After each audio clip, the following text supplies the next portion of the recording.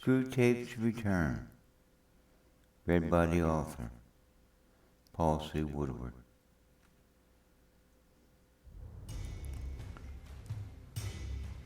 Introduction.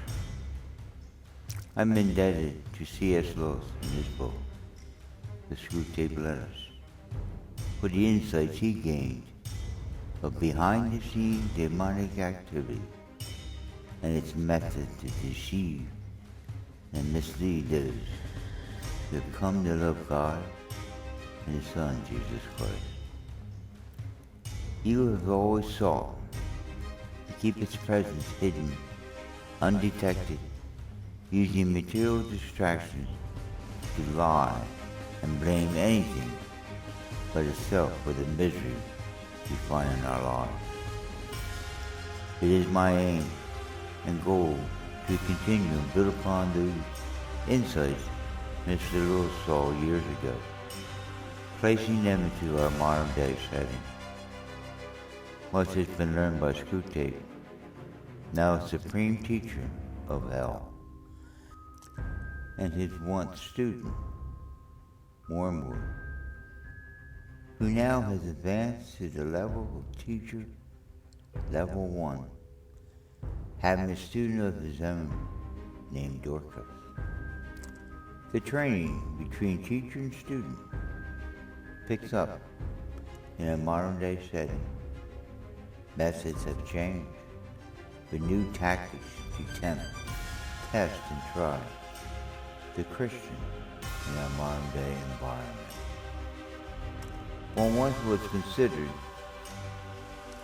reliable, underhanded maneuvering of man into evil's goal and purposes now are turned out for improved and successful principles developed by Screwtape, the supreme teacher of hell. The story begins with a Screwtape who had been informed by the supreme master himself, Lucifer, that their time is short, that an impending battle is assured.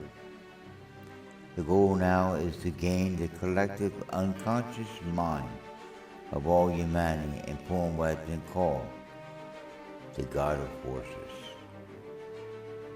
Backdoors have been created by the Institute of Advanced Methods, IM,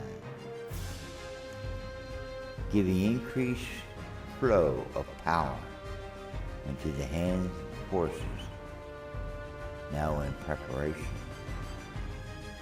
With these advanced streams coming into headquarters, these are modern technologies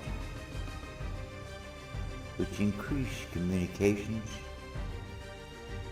some working for evil and some working against its aims, becomes a battle for control.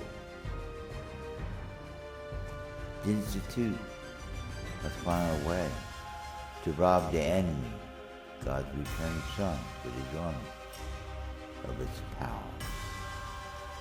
It knows from the spy network of spiritual espionage those humans who have sold out to revealing the secrets of the mystery, that all power has been transferred from the father of our enemy to the son of our enemy, Jesus. Its main focus is to use strong delusion, a twist of the enemy, God's manual, which is called by those followers of Lucifer's enemy, the Bible, as a tool to tap into their power source of the Son. The Department of LIE, Learned Issues of Evil, has worked on accomplishing this move for centuries. Tracing from the failure in the garden to gain the total power in one man, to developing the collective unity of all humanity, learning what it has learned, and the enemy, God's actions to stop their advances. From the confusion of tongues that babble to the modern invention of the computer, he now knows counter-tactics and success is in view. He will give the enemy, God, a run for the money. He has learned that this has always been the character of the enemy, God. Its fairness, even with this matter of power, raining its power upon the just and the unjust. Taking full advantage of this fact, it now is close to gaining the edge, tipping the balance of power to its dream of complete annihilation of all flesh. The jealousy of the Supreme Master, Lucifer, standing against the enemy, God. Decision to grant humanity the rights to sonship has come to the point where Lucifer believes the enemy, God, will yield to its goals and once and for all do away with what he thinks was a gross mistake, and in place of humanity grant the angelic legions rights of sonship. Lucifer has given his enemy, God, proof and the past of what an angelic being could accomplish by having several legions of his fallen hordes leave their first estate and habitat and dwell in flesh. They became evil-minded beings, far greater than any human in its limited and restricted state could ever dream of accomplishing. They became not only giants in physical stature, but in mind and power. Angelic powers and strength expressed through human flesh.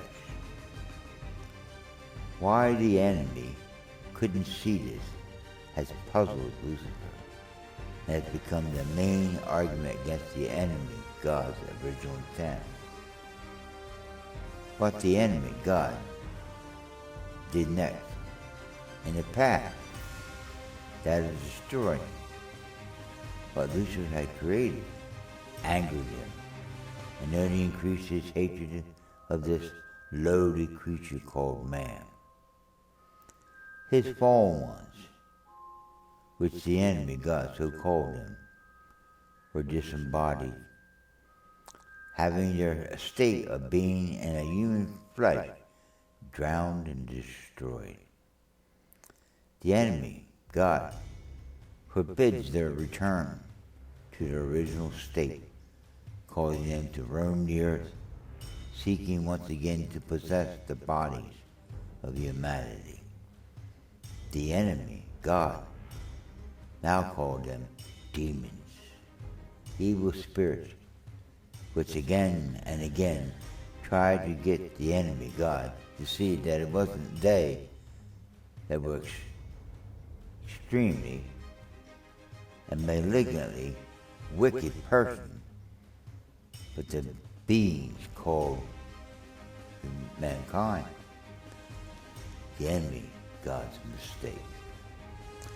Their argument was that they only suggested, and that humanity of its own lust were enticed by their free will to allow what has taken place to occur.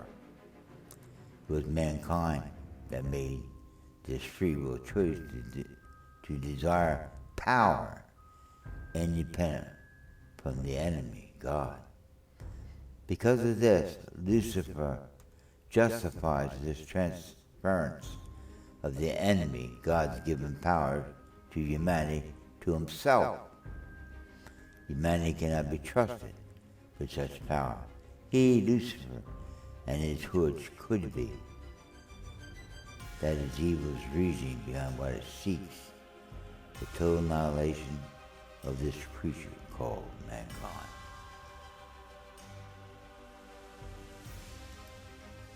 This is only the introduction The whole new series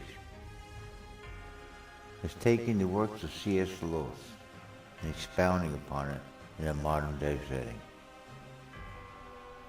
So watch for this. Future chapters. Screwtape'S return.